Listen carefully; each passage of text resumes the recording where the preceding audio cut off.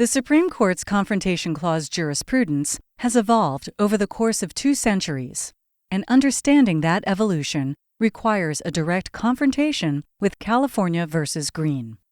Police arrested 16-year-old Melvin Porter for selling marijuana. While in custody, Porter told Officer Wade that John Green was his supplier and had personally delivered marijuana to Porter. A week later, during Green's preliminary hearing, Porter testified under oath that Green was his supplier, but that Green hadn't personally delivered the marijuana.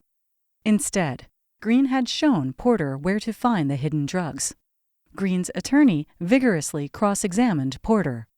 During Green's trial, Porter's story changed again. Porter testified that he'd talked to Green about selling unidentified stuff, and Porter admitted that he'd later sold marijuana. But Porter testified he'd been high on drugs himself, so he couldn't identify his supplier. The prosecutor read excerpts from Porter's preliminary examination testimony, which were admitted into evidence.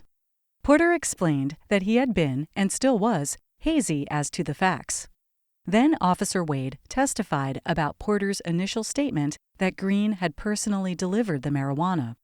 That statement was also admitted into evidence. The trial court convicted Green, but the Court of Appeal reversed. The California Supreme Court affirmed, and the United States Supreme Court granted cert.